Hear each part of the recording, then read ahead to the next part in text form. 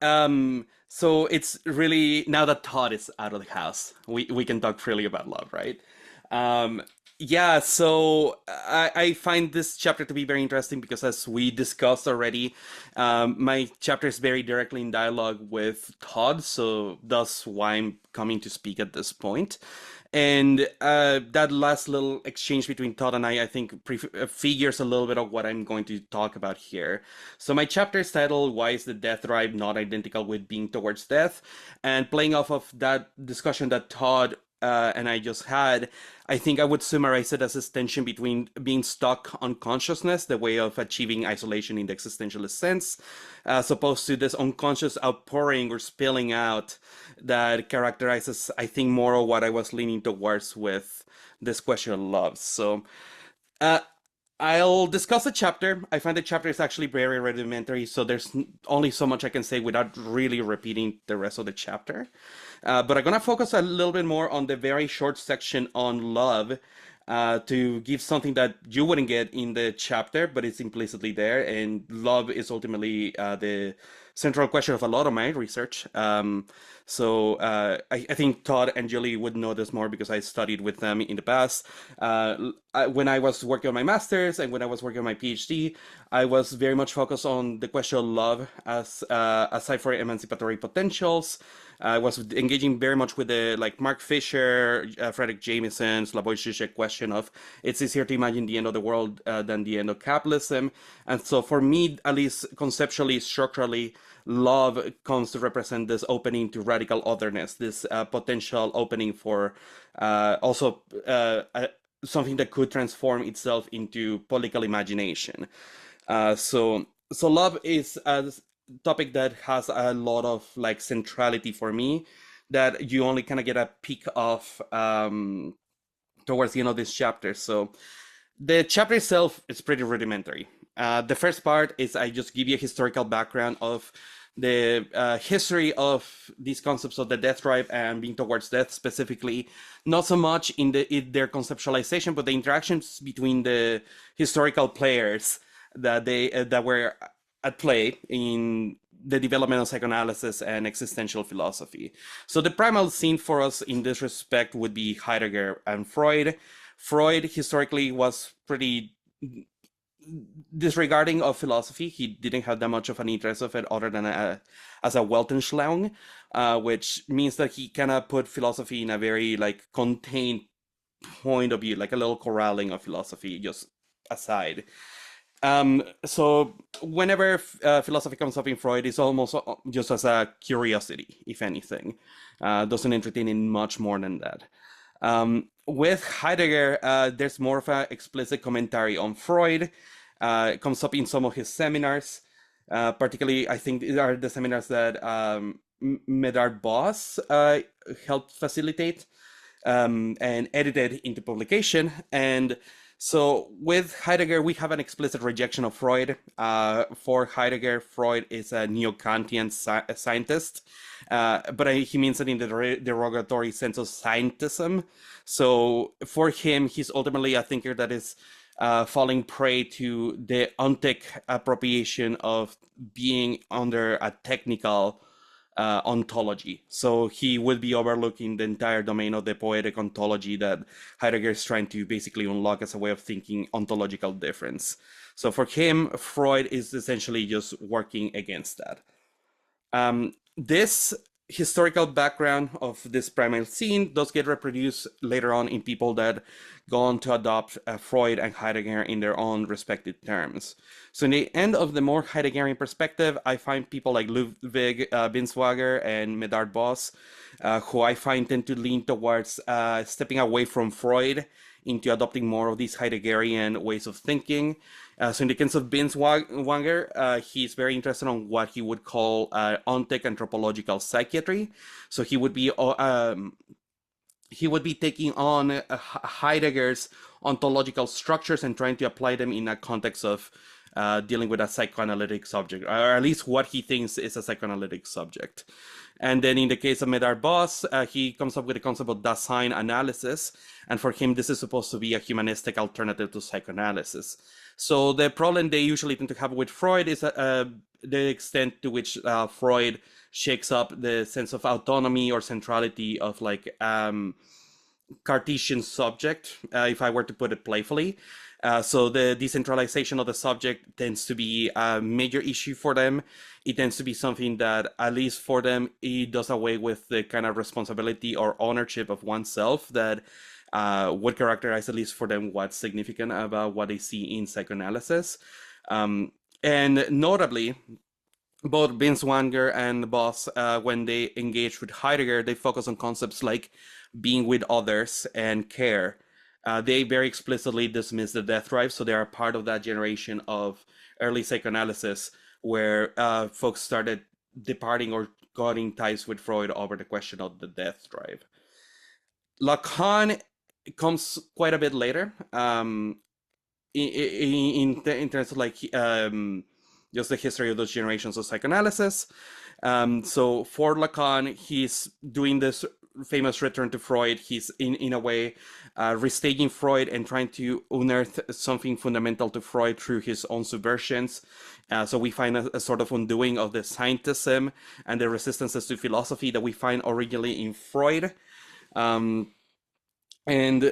alongside with that, we find a re-entertainment of the questions of philosophy in Lacan. So it just comes in different layers and different ways, depending on what era Lacan you're looking at.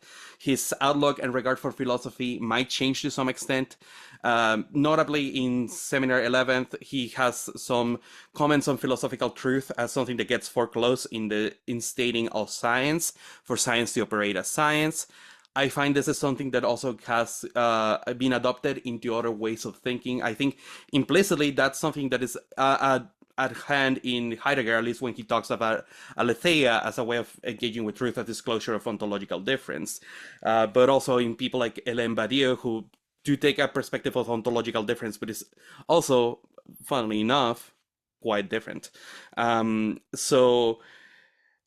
Philosophical truth has interest for Lacan, and then as Lacan goes on into his work, the references to philosophy and Heidegger, for example, become more didactic and propadeutic.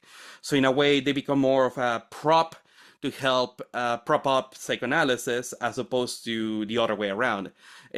Ultimately, at the end of the day, Lacan is concerned with psychoanalysis, and he's not so much using psychoanalysis to prop up philosophy in the way that people after Lacan would do. Not that there's anything wrong with that, it's just the way that Lacan does it. And with Lacan, we do find that there's an emphasis on questions like being towards death and the death drive, in a way that, whereas Binswanger and Boss focus more on being with others and care. So this is where I give my apology for referring to Lacan, because for one, I'm also in my kind of era where I'm trying to engage with any psychoanalysis that is not Lacan, but in this case, it kind of necessitates it because Lacan just historically happens to be situated and engaged with this in a way that is very significant for this work. So the two later sections are pretty rudimentary too. Part 2 focuses on Heidegger and Kantian finitude. Part 3 focuses on Freud, Lacan, and Hegelian infinity. So part 2 is drawing broad strokes out of Heidegger's work. I do find, at least personally, when I read Heidegger throughout his work, that even though there may be subtle changes, like the famous turn where he starts turning away from a very like existential phenomenology, at least strictly speaking, that comes up in Being and Time and Design. When you start engaging with some of his later works, or you start seeing things like contributions to philosophy and the event, I still find that there's some consistency throughout his work. So this part of the chapter tries to give a quick broad strokes outline of how Heidegger formulates his questions of being towards death, his existential analysis of design, trying to grasp the difference between fundamental and regional ontology to clear the ground for that fundamental ontology through existential analysis. And of course, what he starts uncovering as he's going through the various different ways in which the interpretation of design becomes kind of lost in its technical appropriations through anthropology, psychology, biology, Like questions like life, death, time become quantized. They become very much rigidized in a way that they miss out on that existential hermeneutic, phenomenological interpretation of the sign as a being that is questioning its own way of being. So when I'm asking the question of what is time, what is death, it its weight and implication is very different if I were to ask it from the perspective of a natural scientist or an anthropologist, or even a biologist, as opposed to the existential way that Heidegger goes about it. And that's why in the second division of Being and Time, he's very interested in this question of care as this fundamental preoccupation of how the sign finds its way around the world, and the care of truth is this way of letting things be, but also how that is tightly concerned with death, this imminent death that is constantly going to be shaping the way in which time is structured for that sign, which is very different than just describing death as a matter of fact, let's say in biology. So later on his work, he still tends to be concerned with this question of grounding being, trying to turn more heavily towards this question of the poetic. You find this in a lot of different questions, like what is metaphysics, the origin of the work of art. You also find it in the question concerning technology. And of course, it becomes a little bit more broad about like what it means to build and think in other texts like dwelling, building, thinking. But finitude, ultimately, at the core of Heidegger, remains like the fundamental concern of what he's adopting from the metaphysical tradition that he's trying to overcome. And so this is very often informed by Heidegger's readings of Kant's Critique of Pure Reason and the Prolegomena to any future metaphysic.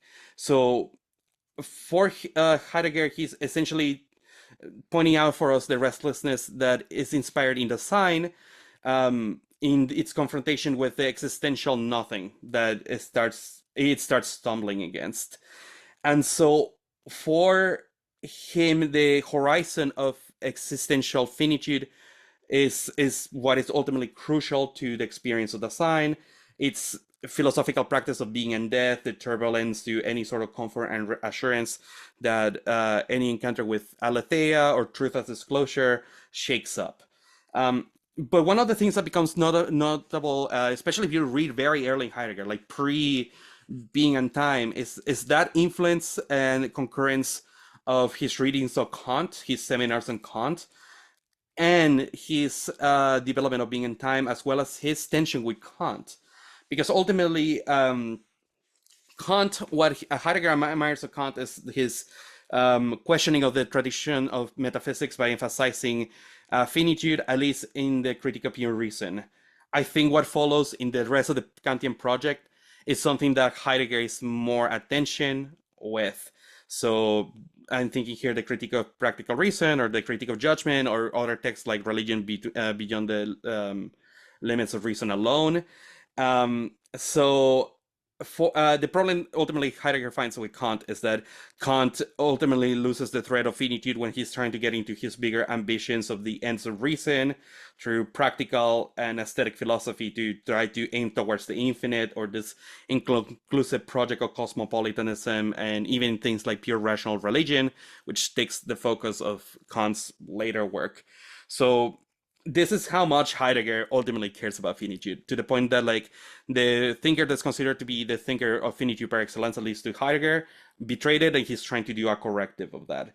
And so for Heidegger, he ultimately finds that by missing the mark with determinate existentiality or Dasein, Kant just missed the whole thing through his own philosophical ambitions. So the third part is more focused on death drive and the absolute. I think the key term, and this I adopt from Todd, is the idea of the self-limiting infinity. I point out that counter to Heidegger's rejection of Freud as a scientist, Freud, specifically in texts that concern the death drive, he tends to go into the realm of speculation quite openly in a way that really resists how Heidegger at least views him, regardless of what you assess, what the significance of Freud's speculations are. And so the development specifically of like the expansion of the concept of sexuality, or the development of the death drive as a concept, come from this liminal point in Freud's work. Um, for Lacan, he picks up on these ambiguities that come out of Freud's speculations about the death drive.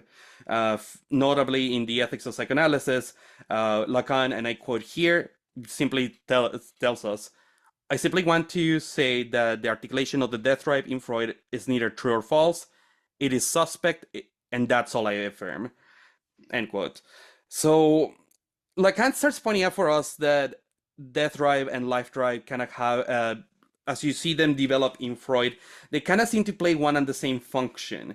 And I think this kind of goes back to a lot of what Mary Ritchie, for example, ends up doing with her understanding of creativity in her work, essentially as how the death instinct or death drive plays this role of self-destruction as a way of creating or reinvigorating life.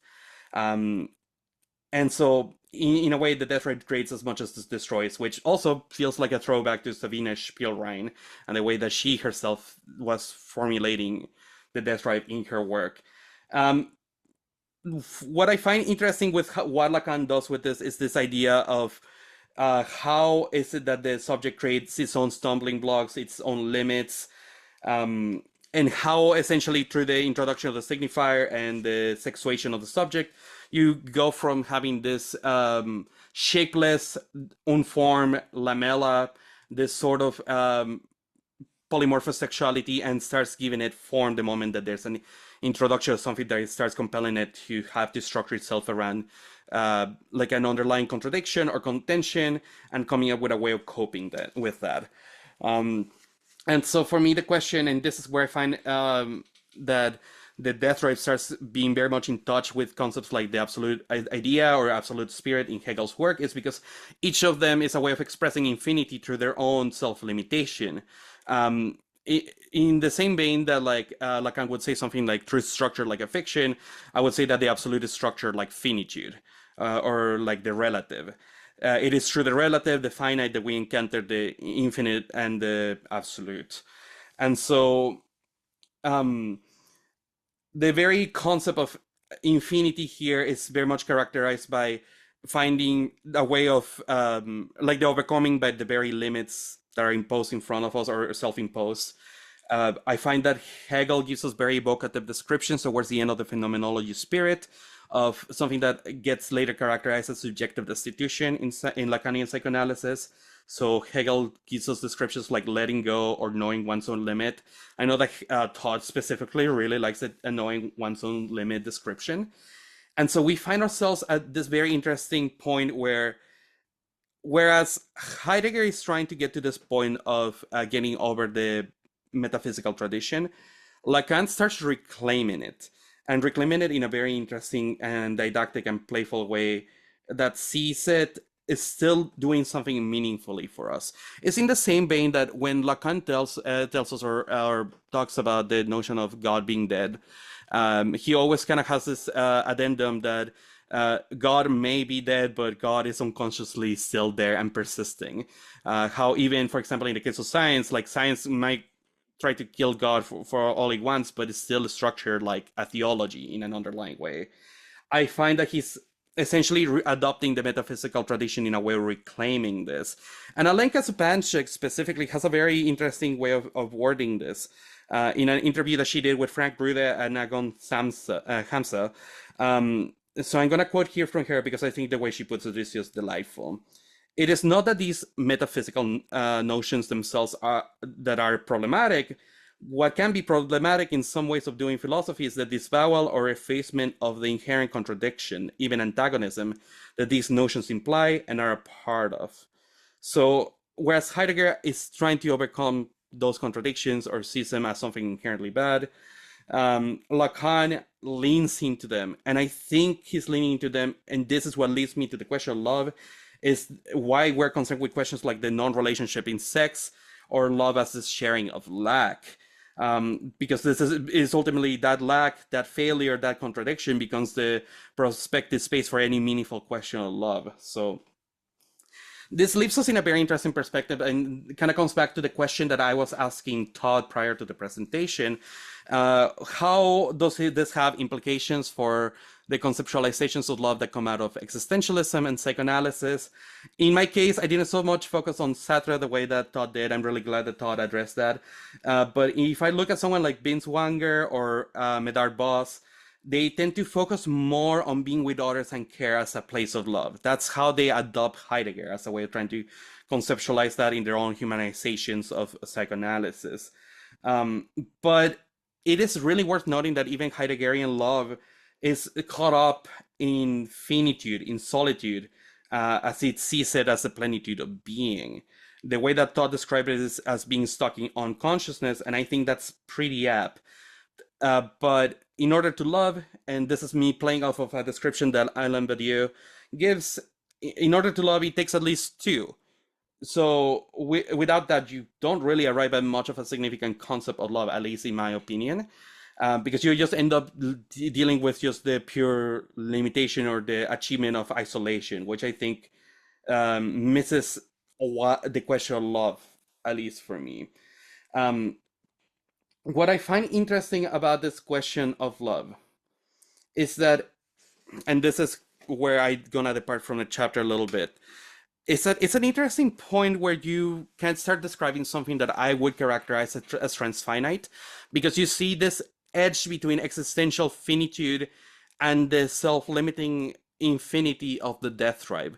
You find this teasing between the limits of finitude and the infinite.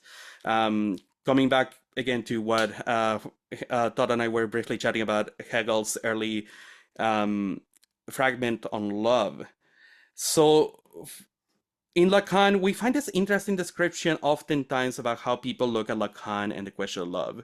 In some cases, you end up with maybe what I would call like the more derogatory way of looking at Lacan's views on love, which is the idea that we are just achieving our existential isolation, and any conception of love we have tends to be a projected fantasy, as we're just projecting ourselves onto another person, and so we're always missing the mark. And mind you, I still think there's some element of that in a more robust and genuine conception of Lacan's view of love, but it doesn't have the connotation that we are never able to arrive into contact with something radically different. We're not just treadmilling over our own finitude, our own consciousness, our own. If anything, there's something that opens up to radical otherness. There's a reason why love is a disturbing experience in many ways. I was driving a friend home yesterday and we were chatting about love, and this she described love as a feeling of comfort, and I kind of had to give the corollary note, but it's also one of the most disturbing experiences you can have in your life. And I think it's meaningfully disturbing. It undoes us. There's a reason why we are completely experiencing these liminalities of our own existences in love, why death seems to be constantly a recurring theme whenever we look into literature about love, whenever we're dealing with our own fantasies of love, like the fantasy of what am I going to say to my loved one when they're about to die? What is going to be my last act of love for them? If anything, and this is something that I've been trying to think a lot about in my own work, I'm very interested in this question of that ultimately, regardless of whether you break up, divorce, or die, the final act of love is letting go. And I think for me, this attests to the underlying reality of love, that is that love is never about possessing someone. It's not an Aristophanean way of becoming one. If anything, is actually something that thrives to the resistance of becoming one. If you look at it from a perspective of erotics, you learn to eroticize the edges of your own isolation, your own infinitude, and the isolation of another, to create a space where you find something in that nothing. The nothing that Dasein or Heidegger stumbles is only a part of the story. Where Lacan takes us and encounters this nothing is this possibility where we find something where we expect less than nothing. And love, and here I follow maybe Alain Badiou a little bit more closely, it becomes a way of attesting to finding something in that nothing. And it's not just a question of falling in love in the finding of something in that nothing, but it's the question of of how do you see its consequences through, in what ways do you have to keep on engaging with that tension over and over. Um, because I find that usually in depictions that we give of love, we focus so much on the falling in love, or we focus a lot in the comfort, but a lot of people don't know exactly how to navigate questions of difficulty or tension in love. For example, me and a partner of mine have been struggling. There's sometimes the inclination to just to put it quite crassly, talk shit about the other person, as if that's supposed to bring any reassurance, rather than leaning into the discomfort. Like, I don't know if I'm even right in what I'm doing, so maybe I should be the person that gets talked shit about, or maybe it's not even a question of talking shit at all. So there's an interesting liminality between the infinite and the finite that I find very interesting, very productive, and I find it has significant consequences for how we think about philosophy, or the philosophy, or even our personal lives whatsoever. So what I can say about the chapter, and this is going to be my conclusion, is that that last section of love is very loaded. It's very suggestive. I think there's a lot that can be unpacked out of it, but I think it gets essentially at everything you need to know about at least how I theorize love, that has consequences or can be expanded upon into a broader understanding of how um, psychoanalysis is teasing us away from just achieving isolation, teasing us into something that leads us more into an intersubjective engagement, something in the vein of something like Brahe Edinger, or even engaging with questions that are more in line with the work of Mary Rudy, for example. In fact, if anything, I would say, don't if you read that last section, love, go read either Mary Rudy's book, like this anti-self-help book she wrote, The Case for Falling in Love, or Why Mastery is Not the Point, or The Summons of Love. Because anything I would meaningfully say about that, I think she already said there. So that's me.